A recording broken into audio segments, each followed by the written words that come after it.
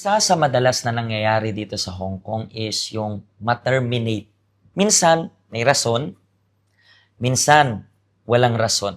Kayo na nagtatrabaho dito sa Hong Kong, maybe you've experienced na yan.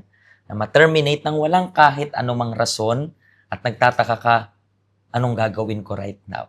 Sa story natin ngayon sa Be Empowered program, makikita natin at mapapanood natin yung story ng isang OFW. Meron siyang pinagdaanan, terminate, pero merong rason. Anong rason? Yan po yung pag-uusapan natin right now. Ano pong pangalan ninyo? Connie po. Ma'am Connie. And gano'n na rin po kayo katagal na nasa abroad? Bale, 4 years, 4 months na po. 4 years and 4 months. Dito lang ba sa Hong Kong? Opo. So dito lang sa Hong Kong. And taga saan ba kayo sa Philippines? Sa Abra po. Abra. So, ano yung reason kung bakit nag-decide ka na mag-work sa abroad?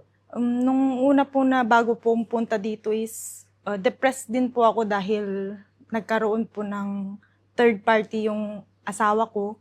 Then tapos sa trabaho din po is hindi na po siya peaceful. Kaya naisipan ko pong mag-abroad na lang. Kasi dito mapapagalitan man ako, at least kumikita ako ng malaki.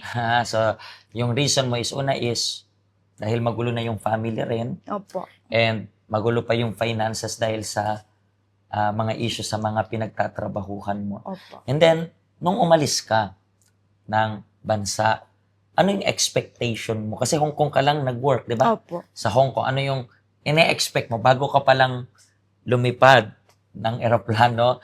Anong expectation mo dito sa Hong Kong? Ang expectation ko po dito sa Hong Kong nung unang alis ko po is, ayun nga po, malaki yung sahod, mabibili ko yung mga pangangailangan ng pamilya ko, at mabibigay ko lahat ng mga gusto nila. Okay, so yan ay parang pangarap, ha? Opo. Yung expectation mo parang pangarap. But eventually, kamusta yung process of adjustment mo dun sa unang amo mo? Sobra po akong nahirapan po dahil yung amo ko po nung una is nagpapiano po siya ng mga linis na lahat chinecheck kung malinis gamit yung tissue. At nahirapan po ako noon ng sobra ng 4 na buwan para mag-adjust. Pero nagtiis ka talaga dyan? Opo. Sabi ko ayoko na, gusto ko nang umuwi. Hindi ko na kaya yung ugali ng amo ko kasi masyado siyang stricta. Okay. Kayo po na bago sa Hong Kong, I know, every time nasasabihin ko na kayanin nyo, narinig nyo na yan sa maraming mga tao. Pero, let me just tell you yung something na reality.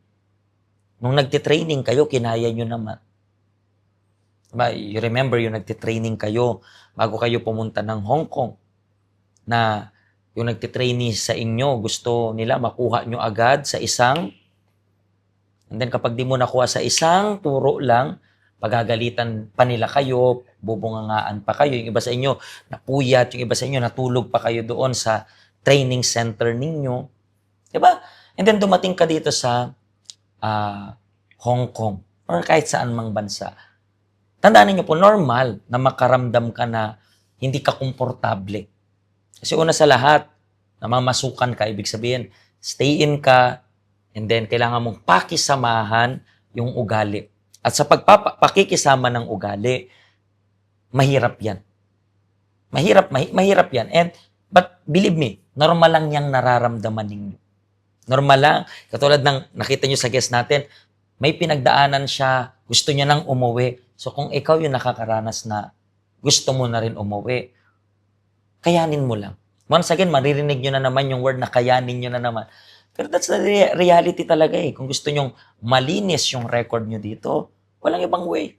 Kayanin nyo, pwedeng magbago yung amo ninyo for the better, pwedeng ganyan na talaga siya. Sa case niya, within 4 months, napaka-stricta talaga. Opo. So inisip mo, balik na lang. Opo, ilang beses na din po akong nagsabi sa agency na gusto ko nang mag-break. Pero sabi ng tita ko, try mo pa ng 1 buwan. 1 buwan pa. Tapos pagdating na naman po ng 1 buwan, 1 buwan pa hanggang natapos ko din po yung kontrata. Nice. Pero that's it. How many times baka ganyan yung kailangan yung gawin? 1 buwan pa. Hindi, Pastor, 1 month pa lang ako dito. 1 buwan pa. Mga kaibigan, 24 months. 24 months lang yan. So, 24 months, ito tapos na. And after mo nito, nag-renew ka pa ng contract or? Hindi na po, umuwi na po ako pero gusto po nila akong mag-continue sa kanila pero sabi ko, uuwi na po ako kasi aayusin ko yung family ko. Mhm. Pero that time, hindi naman po naayos yung family ko. So, bumalik ka ulit dito sa Hong Kong. Opo. Ano yung pinaka hindi mo malilimutang experience dito sa Hong Kong? Yun po yung nagkaroon nga ako ng malaking utang. Tapos sumabay pa po yung pagka-scam ko. Bakit ka? Paano ka nagkaroon ng utang? Bakit? That time po is nagpapagawa po kasi ako ng bahay. Mhm. Pero nagamit naman po yung pera sa tama. Pero dumating po yung time na scam ako at doon po ako nahirapan. Pero paano ka na-scam? That time po kasi, wala po akong pera. Mhm. Tapos sabi ko, titingin nga ako dito sa Facebook. Tapos yun, napasok ko po yung Teka lang, link. wait lang. Interesting na. Wala akong pera, tingin ako sa Facebook. Parang bangko lang, But anyway, so pagtingin mo sa Facebook, Na-click po yung sa link nun. Tapos may nag-message sa akin. And about nga po dun, online lending. mhm, Tapos sabi ko, nag-ask na ako hanggang hindi niya ako tinigilan. Nagbigay siya ng mga details, ibigay mo yung mga information mo. Lahat binigay po sa kanya and then dumating na po doon sa point na sabi niya, para makuha mo yung amount na to, magbigay ka sa akin ng 10,000 10,000 Hong Kong dollar. pesos po. Pesos. Tapos pagdating po ng hindi na po ako mapakali kasi 10,000 yun. Di ko, paano ko babawiin to? Sabi ko, tinanong ko ulit siya. Mag-send ka ulit sa akin ng 20K. Para wala akong perang paano ako kukuha ng 20K. Sabi ko, umutang po ako ng 20K sa kakilala ko. Binigyan naman ako ng walang doubts. Then hindi ko po in-expect that time, hindi ko pa rin pala makukuha yung 20K na yun. Tapos sabi ko, paano hindi mo man na mabalik yung pera ko, 30K na yung nabigay ko. Sabi po niya, mag-send ka ulit sa akin ng another 30K. That time po sabi ko, saan ako kukuha? Wala na akong pera. Pero wala na akong naisip, kinuha ko yung advance na sahod ko sa amo ko. Pero ano yun, bakit even though hindi na nga nila binabalik, Wala na po ako sa ng pag-iisip that time, parang desperate desperada. mode. Opo. This is the problem with emotion. You need to understand, kayo pong OFW, wag po kayong, alam mo yun, napaka-sakit man yung word na to, pero wag kayong magpaloko. Maybe, makikita ninyo na while sharing yung story, nagiging emotional pa siya kasi at the end of the day, lahat ng pwedeng ma-scam sa'yo, hindi mo na talaga yun maibabalik. Kahit magmakaawa ka dyan. Pero how many times kasi nangyayari?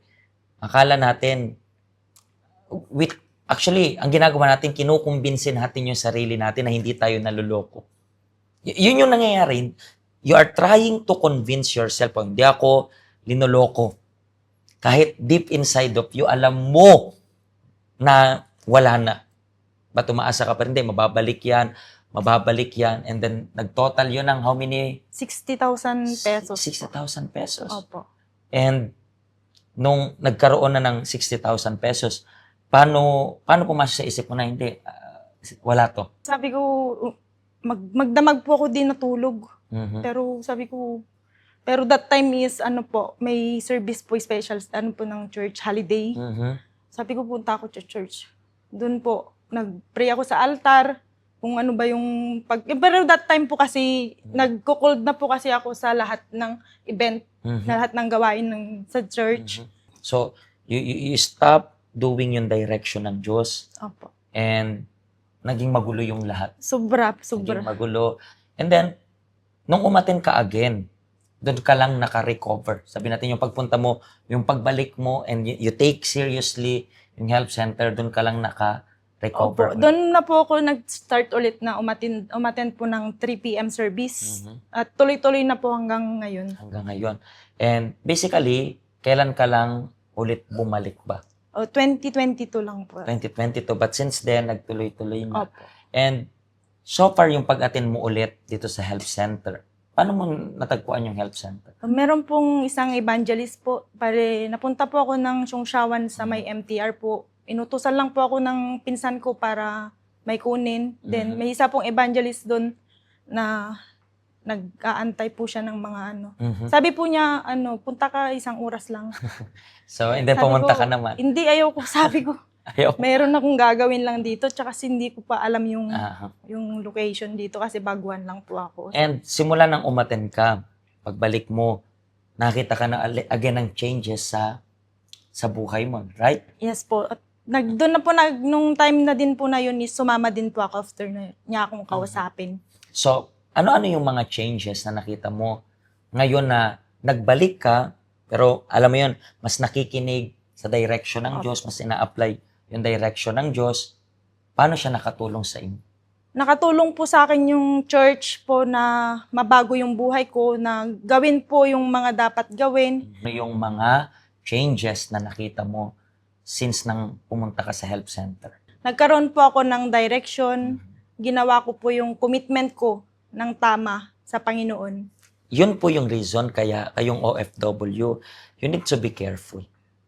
Hindi sa lahat hindi ko alam kung bakit hinahanap nyo yung solusyon sa Facebook eh. Hindi ko rin alam kung bakit hinahanap yung solusyon sa internet na pwede nyo namang hanapin sa Diyos. Minsan, napaka-interesting kasi kapag church yung pinag-uusapan, minsan, lagi nilang bukang bibig, hindi, puro pera lang yan, puro pera lang yan. Pero willing magpa-scam. Kami na sincere, ang daming duda. And then yung appearance ng mukha ng manloloko, anong lagay sa isip? Hindi yan lolokohin. Bigyan nyo lang po kami ng chance. Imbis na husgahan nyo yung help center, why not try it? Pastor, hindi, baka iskamin nyo ko. Huwag kang magdala ng kahit ano. Iwan mo yung wallet mo dyan sa bahay ng employer mo. Iwan mo. Walang problema. Kasi tatanggapin ka po namin. Minsan, makakalungkot isipin, yung sincere na gustong tumulong, yun pa yung napapagbintangan na kung ano-ano. Try us, okay? Subukan mo lang, visit us, and for sure, malaki po yung mababago sa buhay nyo. Katulad na natulungan siya, this is the time na kayo naman yung next na matutulungan. Pagpalain po kayo ng Diyos and see you sa next episode. Hello, ako po si Pastor Joshua dito po sa UCKJ Help Center dito po sa Hong Kong. At yung mga napanood nyo pong testimony ay mga testimony ng mga OFW dito sa Hong Kong. Pero I believe makaka-relate rin naman kahit nasaan po kayong bansa. Basta OFW. Ang Help Center po natin ay walang pinipiling religion. Base na rin po sa name, Help Center. Kung kailangan nyo po ng karagdagang information, nandito lang po sa baba lahat ng information na kailangan ninyo. Kontakin nyo lang po kami at magiging masaya po kami na matulungan ka, ma-assist ka, nasaan man po kayong bansa.